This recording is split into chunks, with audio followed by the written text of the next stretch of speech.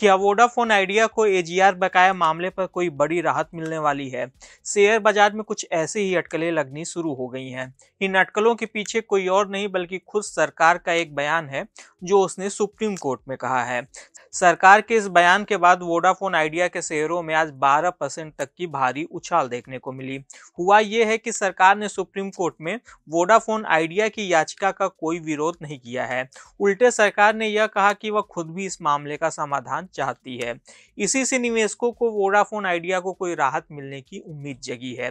Vodafone idea को लेकर यह पूरा मामला क्या है, वोडाफोन आइडिया की याचिका पर आज सुप्रीम कोर्ट में क्या हुआ, सरकार का इस मामले में पहले और अब क्या रुख है, वोडाफोन आइडिया के स्टॉक्स की हालिया चाल कैसी है, आइए इस सबको विस्तार से जानते हैं। नमस्कार, मैं हूं विक्रांत और आप देख रहे हैं मनी कंट्रोल हिंदी। कर्ज के बोझ में डूबी हुई वोडाफोन आइडिया ने सुप्रीम कोर्ट में एजीआर बकाये को लेकर एक याचिका दायर की हुई है। यह याचिका टेलीकॉम डिपार्टमेंट की 9,450 करोड़ रुपए के अतिरिक्त एजीआर बकाये की मांग के खिलाफ है।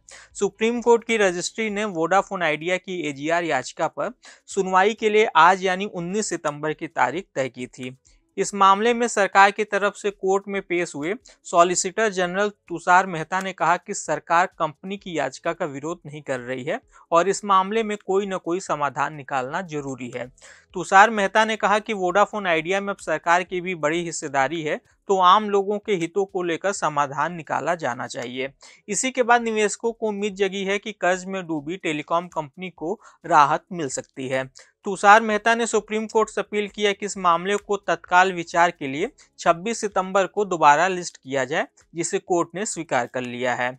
सरकार ने सुप्रीम कोर्ट में यह भी कहा कि कुछ सॉल्यूशन पर सुप्रीम कोर्ट के मंजूरी की भी जरूरत पड़ सकती है।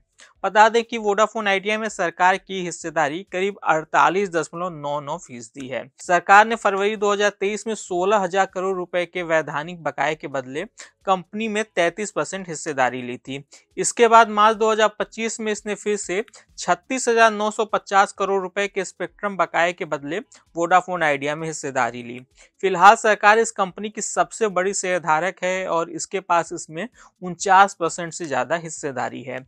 वोडाफोन आइडिया ने अब जो याचिका दायर की हुई है वह सुप्रीम कोर्ट के 18 मार्च 2020 के आदेश से जुड़ा हुआ है, जिसमें टेलीकॉम डिपार्टमेंट के वित्त वर्ष 2017 तक के एजीआर बकाये के कैलकुलेशन को सही माना गया और टेलीकॉम कंपनियों के किसी भी रीअसेसमेंट के अपील को खारिज कर दिया गया। इस फैसले के बाद टेलीकॉम डिपार्टमेंट ने फिर से वित्त वर्ष 2018 और वित्त वर्ष 2019 के लिए 9,425 करोड़ रुपए के अतिरिक्त बकाये की मांग की। इसे लेकर वोडाफोन आइडिया ने 8 सितंबर को जो याचिका दायर किया है उसमें कहा गया है कि नए दावे का अधिकतर हिस्सा उस समय के दौरान का है जिस समय के दौरान का मामला कोर्ट ने निपटा दिया है। मीडिया रिपोर्टों के मुताबिक टेलीकॉम डिपार्टमेंट ने अपना पक्ष रखने के लिए एक एफिडेविट पेश किया है। इसमें डिपार्टमेंट का कहना है कि यह कोई फिर से किया गया असेसमेंट नहीं है, बल्कि पिछली बार कैलकुलेशन में जो चीजें छूट गई थी उसे ही शामिल किया गया है। टेलीकॉम डिपार्टमेंट का मानना है कि ये देनदारियां फाइनेंशियल अकाउंट्स पूरा होने के बाद आई हैं और सुप्रीम कोर्ट के 2019 के फैसले के दायरे से बाहर हैं। टेलीकॉम डिपार्टमेंट ने कहा है कि 9,450 करोड़ रुपए के बकाये में से करीब 2,774 करोड़ रुपए का बकाया 18-19 का है, जो कि अगस्त 2018 में विलय के बाद वोडाफोन आइडिया और आइडिया ग्रुप को मिलाकर बनी कंपनी के हैं। वहीं 6,675 करोड़ रुपए का बकाया मर्जर के पहले वोडाफोन ग्रुप से जुड़ा हुआ है। वोडाफोन आइडिया का कहना है कि नए बकाये में 5,606 करोड़ रुपए वित्त वर्ष 2017 तक का है, जिस पर सुप्रीम कोर्ट साल 2020 में ही फैसला सुना चुका है। ऐसे में कंपनी ने अपील किया है कि उन समय के लिए टेलीकॉम डिपार्टमेंट के नए दावों को रद्द किया जाए और एजीआर बकाये के दोबारा मिलान का आदेश दिया जाए। फिलहाल मामला कोर्ट में है और अब इसकी अगली सुनवाई 26 सितंबर को है। वैसे वोडाफोन आइडिया की नई याचिका के बीच इस महीने सितंबर में अब तक उसके शेयरों में करीब 33% तक की तेजी आ चुकी है। आज 19 सितंबर को भी वोडाफोन आइडिया के शेयर कारोबार के अंत में करीब 7.91% की तेजी के साथ 8.46 रुपए के भाव पर बंद हुए। हालांकि इसके शेयर अभी भी अपने 52 वीक हाई से करीब 35% नीचे कारोबार कर रहे हैं। आज के इस खास वीडियो में बस इतना ही। आपको यह जानकारी कैसी लगी हमें कमेंट कर जरूर बताइएगा।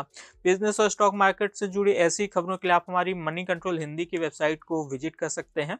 इसके अलावा आप हमें यूट्यूब, फेसबुक, इंस्टाग्राम और एक्स यानी कि ट्विटर पर भी फॉलो कर सकते हैं। Thank you.